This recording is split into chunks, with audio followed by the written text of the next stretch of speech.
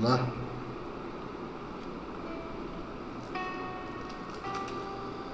Mateus capítulo 10 diz assim: mas qualquer que me negar diante dos homens, eu negarei diante do meu Pai que estás no céu. Portanto, qualquer que me confessar diante dos homens, eu confessarei diante de meu Pai que estás no céu. Policarpo, amado, não negou a sua fé. Policarpo, o bispo Policarpo de Esmirna, não negou a sua fé. Não negou a sua fé diante do imperador, diante do cônsul, né?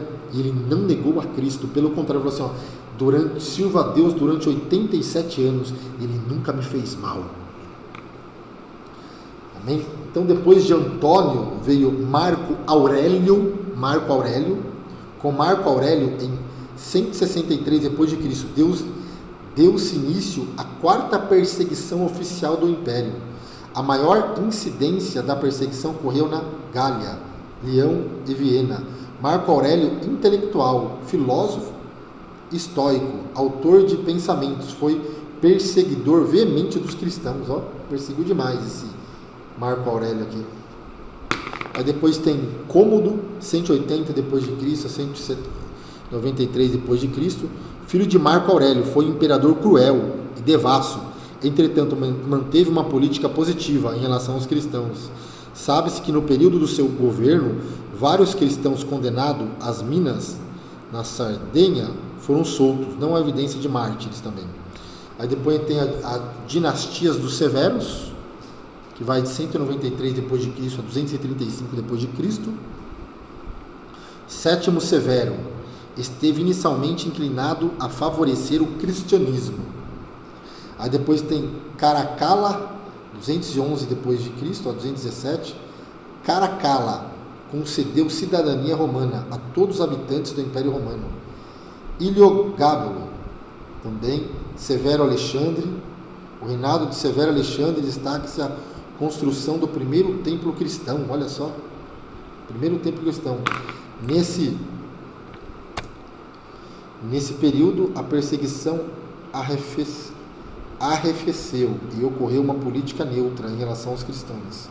Severo Alexandre, então tem algo interessante, não? Primeiro templo cristão, Baixo Império Romano. Então depois tem os imperadores que se destacam no Baixo Império Pagão. Tem Décio promulgou um edito em 250 depois de Cristo que exigia pelo menos uma oferta anual de sacrifício nos altares romanos aos deuses e a figura do imperador. Valeriano, Galino, Diocleciano. Aí depois tem Baixo Império Cristão, Galério, Constantino também. Segundo a tradição, esse período é caracterizado pela cristianização do Império Romano e a paganização da Igreja. Constantino, aqui é interessante, no decurso de suas guerras contra os rivais, para se afirmar no trono na véspera da Batalha de Ponte Milvia, fora de Roma, em 27 de outubro de 312 depois de Cristo, segundo aqui, fala que ele viu no céu acima do sol poente a figura de uma cruz, e sobre esta palavra, por esse sinal, vencerás. Decidiu então combater sobre a bandeira de Cristo e ganhou a batalha.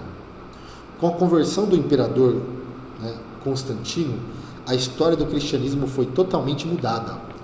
Quer dizer, segundo aqui, falam que Constantino, o imperador, ele se converte, então a história do cristianismo começa a ser mudada. Em 313, promulgou o Edito de Milão, concedendo liberdade religiosa aos cristãos. Constantino, em sua política, favoreceu os cristãos no seu império, deu-lhe os principais cargos e isentou os ministros de impostos e do serviço militar. Incentivou e ajudou a construção de igrejas e fez do cristianismo a religião de sua corte. Em 325 depois de Cristo, olha o que Constantino fez. Ele expediu uma exortação geral que obrigou todos os súditos a abraçarem o cristianismo, como encontrou resistência por parte da aristocracia romana, que persistia no paganismo, mudou a capital para Bizâncio e denominou Constantinopla, cognominada Nova Roma, capital do novo Império Cristão. Constantino reformou o Império a partir das perspectivas cristãs, aboliu a escravidão, olha só, Constantino aboliu a escravidão, que ainda existia, né?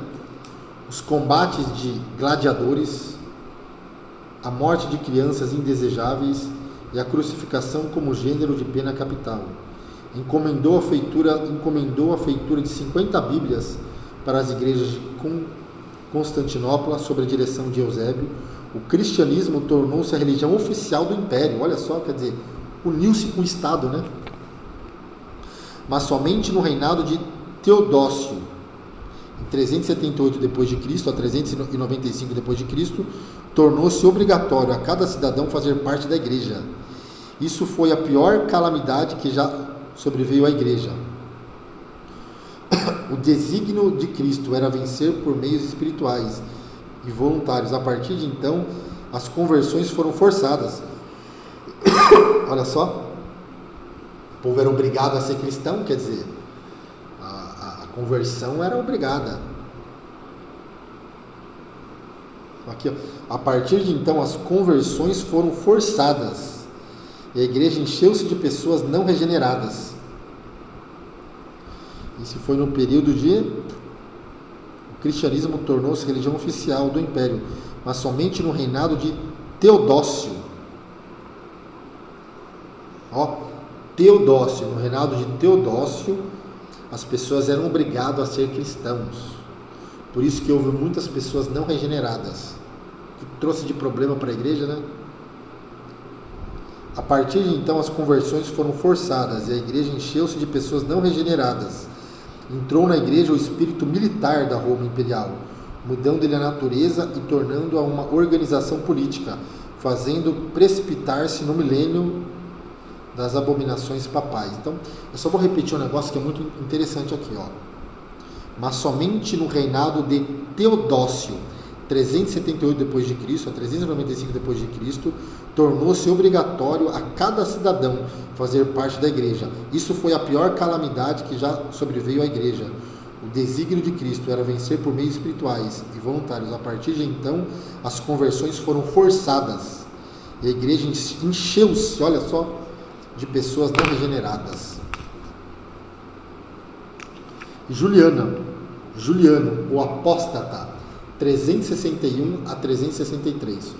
Juliano foi o último imperador da família de Constantino. Estudou filosofia na cidade de Atenas, onde foi iniciado nas antigas regiões de mistério. Amém? Então, vou ficando por aqui.